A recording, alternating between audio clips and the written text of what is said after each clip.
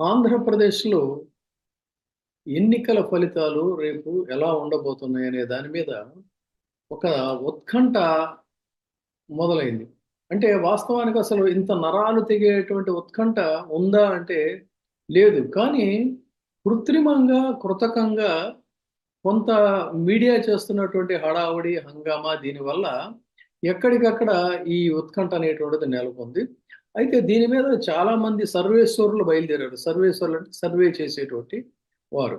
ఈ సర్వేల్లో తాజాగా నిర్వహించినటువంటి ఒక సర్వే చూసుకున్నట్టయితే పబ్లిక్ ఒపీనియన్ అంటే పిఓఎస్ అనేటువంటి ఒక సంస్థ నిర్వహించినటువంటి సర్వేలో కొన్ని ఆహ్, ఒక తాజాగా కొన్ని విషయాలు బయటకొచ్చాయి.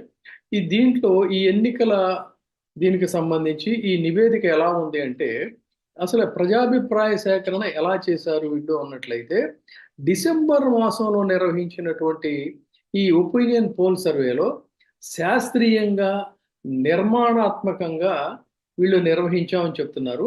అంటే ఒక ప్రశ్న పత్రం తయారు చేసి, ఈ ప్రశ్న పత్రం మీద ప్రజల యొక్క అభిప్రాయాలు సేకరించారు.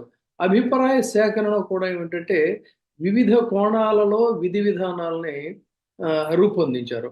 మొత్తం అధ్యయనం, విశ్లేషణల్లో చాలా నిక్కచ్చిగా వ్యవహరించామని చెప్తున్నారు. ప్రజల అభిప్రాయాన్ని సేకరించడంలో సూక్ష్మ దృష్టితో లోతైన పరిశీలన చేశారు. ఇది ప్రధానంగా ఏమిటి అన్నట్లయితే లబ్ధిదారులు, సాధారణ ఓటర్లను క్షేత్రస్థాయిలో నమూనా ఓటర్లుగా వీళ్ళు ఎంపిక చేసుకున్నారు.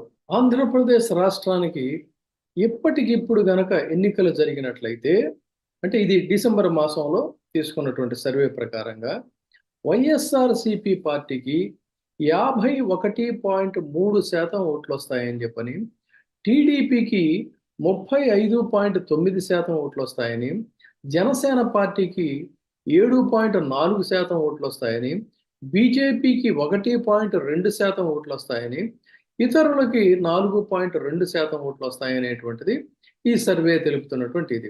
ఇక 175 సీట్లు ఆంధ్రప్రదేశ్ అసెంబ్లీకి సంబంధించి ఉన్నటువంటి 175 సీట్లలో వైఎస్ఆర్‌సీపీకి 146 సీట్లు, టీడీపీకి 29 సీట్లు, మొత్తంగా చూసుకున్నట్లయితే 175 సీట్లు వస్తాయనే ఈ 170 సీట్లలో ఈ స్థానాలు ఉంటాయని తెలుస్తా ఉంది. అంటే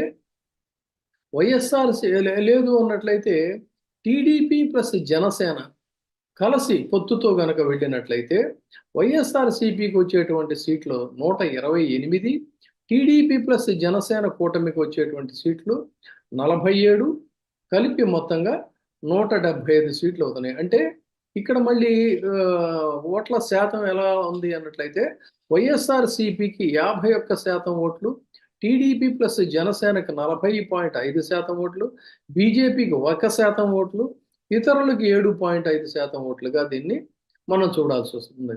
ఒకవేళ బీజేపీ కూడా అంటే జనసేన, తెలుగుదేశం పార్టీలతో బీజేపీ కూడా కలిసినట్లయితే అంటే ముగ్గురు కూడా ఒక కూటమిగా ఏర్పడినట్లయితే అప్పుడు వచ్చేటువంటి సీట్లు ఎన్ని అంటే వైఎస్ఆర్‌సీపీకి వచ్చేటువంటి సీట్లు 133, టీడీపీ, జనసేన, బీజేపీకి కలిపి వచ్చేటువంటి సీట్లు 42, మొత్తంగా 175 సీట్లు అందిస్తున్నాయి. అప్పుడు మళ్ళీ ఓటింగ్ శాతం ఎంత అన్నప్పుడు వైఎస్ఆర్‌సీపీకి వచ్చేటువంటి ఓటింగ్ శాతం 51.6, టీడీపీ, జనసేన, బీజేపీకి వచ్చేటువంటి శాతం 37.4, ఇతరులకు వచ్చేటువంటి శాతం 4గా ఈ సర్వే అనేటువంటిది చెప్తోంది. సో ఇది తాజాగా నిర్వహించిన సర్వే.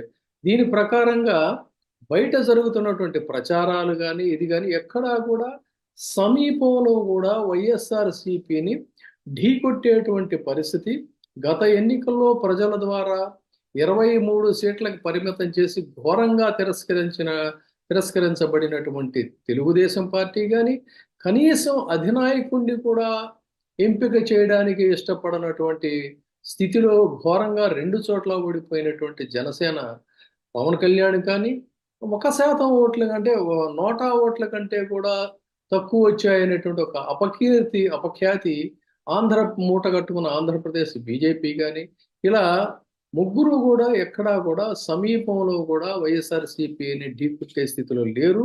కాబట్టి ఎలా ప్రజల్ని మనం ఆకర్షించుకుంటూ ముందుకెళ్లాలనేది వదిలేసి ఎంతసేపు వైఎస్ఆర్సీపీ మీద బురద జల్లి వైఎస్ఆర్సీపీ మీద వ్యతిరేకత పెంచుకోవడం ద్వారా తాము సానుభూతి పొందాలనేటువంటి ప్రయత్నం ఇది నేల విడిచి సాము చేస్తున్నట్టుగా ఉందనేటువంటిది తెలుగుదేశం పార్టీ తైనాతి మీడియా